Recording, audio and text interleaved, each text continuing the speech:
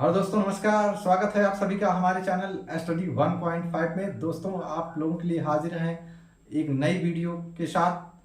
दोस्तों आज हम पढ़ेंगे अलंकार। अलंकार का ये जो वीडियो है ये कविता ट्रिक पर आधारित है। आप इस कविता ट्रिक के माध्यम से अलंकार की पहचान बहुत इजी तरीके से कर सकते हैं कि इसमें कौन सा अलंकार है। तो पहले जानेंगे कि अलंकार है क्या। अलंकार दो शब्दों से मिलकर बना है। अलम, अलम धनकार से। अलम का अर्थ है आभूषण या गहना, आभूषण या गहना या गहना। कार का अर्थ है धारण करना, धारण, गहना धारण करना का मतलब जिसको धारण करने से, जिसको पहनने से शरीर की सुंदरता बढ़ जाती है। यानी कि एक स्त्री जैसे आभूषण को पहनती है, गहना को पहनती है, उससे उसकी शरीर की सुंदरता बढ़ जाती है। उसी तरीके से काव्य में अलंकार का प्रयोग करने से काव्य की सुंदरता बढ़ जाती है। अब उसकी परिभाषा जान लें कि काव्य की शोभा बढ़ाने वाले धर्मों को हम अलंकार कहते हैं। यानी कि जिसका प्रयोग करने से अलंकार की सुंदर जिसका प्रयोग करने से काव्य की सुंदरता बढ़ जाए उसको अलंकार कहा जाता है। अलंकार दो प्रकार का होता है। पहला है शब्दालंकार, दूसरा है अर्थालंकार। शब्दालंकार के तीन भेद हैं। नंबर 1 अनुप्रास, नंबर 2 यमक, नंबर 3 श्लेष। शब्दालंकार में शब्द की प्रधानता होती है, अर्थालंकार में अर्थ की प्रधानता होती है। अर्थालंकार भी तीन प्रकार का होता है, उपमा, रूपक, उत्प्रेक्षा। अब इसकी हम शॉर्ट ट्रिक देखेंगे।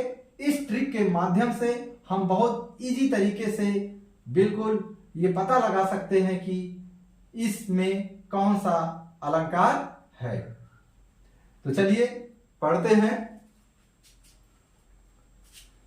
बार बार एक वर्ण जो आए, अनुप्रास की भाषा, यमक में जोड़ा आकर अलग अर्थ दर्शाता, श्लेष में एक शब्द के अर्थ अनेकों भाई, अतिशोक्ति में बढ़ा चढ़ा कर छोटी बात बताई, चरण कमल एक रूप मान कर रूपक की परिभाषा, सासी से समो सरसी मान लो उपमा जी की आशा, उत्प्रेक्षा संकेत समझ लो मनु मानो जनु जानो, दो चीजों में भ्रम पैदा हो भ्रांति मान पहचानो। दोस्तों एक बार फिर से इसका हम रिवीजन कर लेते हैं।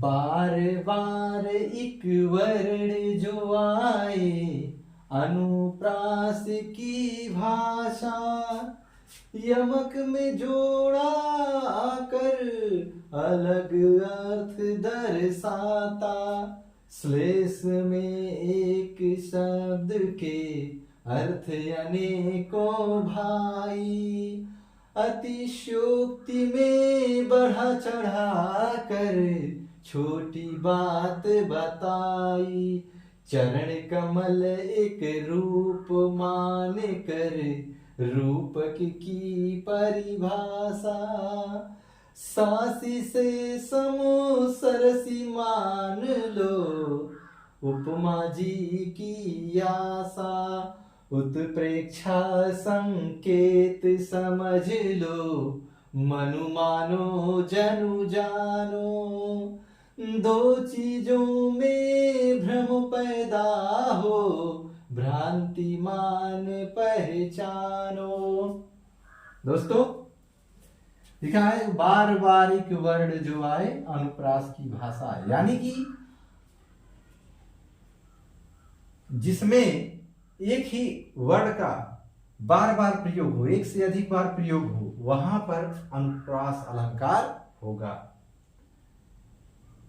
यमक में जोड़ा आकर अलग अर्थ दर्शाता। यमक अलंकार में एक शब्द जो है वो जोड़े में आता है और उसके अर्थ अलग अलग होते हैं, ऐसी दशा में वहां में उसमें यमक अलंकार होगा। श्लेष में एक शब्द के अर्थ अनेकों भाई। श्लेष अलंकार में एक ही शब्द एक ही बार प्रयोग होता है, लेकिन उसके कई अर्थ होते हैं, वहां पर श्लेष अलंकार होता है। अतिशयोक्ति में बढ़ा चढ़ाकर छोटी बात बताई। अतिशयोक्त अलंकार में छोटी बात को बढ़ा चढ़ा करके बताया जाता है। जहां पर छोटी छोटी बात को बढ़ा चढ़ाकर वर्णन किया जाए वहां पर अतिशयोक्त अलंकार होगा। चरण कमल एक रूप मानकर रूपक की परिभाषा। रूपक अलंकार में चरण को कमल के समान माना जाता है, यानी कि इनका रूप सौंदर्य का वर्णन होता है। वहां पर या उपमेय में उपमान का भेद रहित आरोप, वहां रूपक अलंकार होता है। चरण को कमल के समान माना जाता है और रूप सौंदर्य का वर्णन होता है, वहां पर रूपक अलंकार होता है।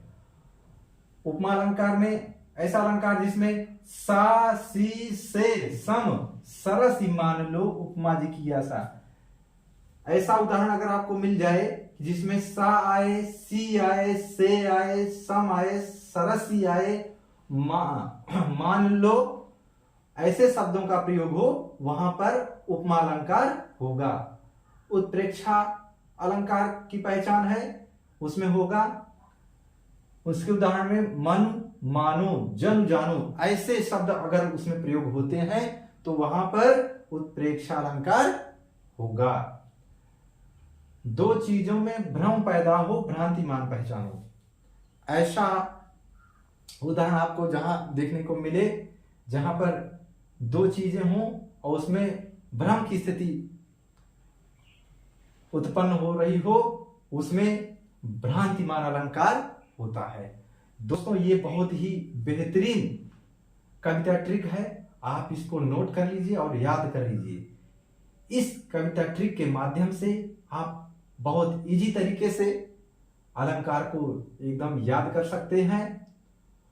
अब आगे वीडियो में हम बहुत अच्छे तरीके से बढ़िया बढ़िया उदाहरण, अच्छे अच्छे उदाहरण का प्रयोग करके आपको और अच्छे तरीके से इसका विधिवत वर्णन करके अलंकार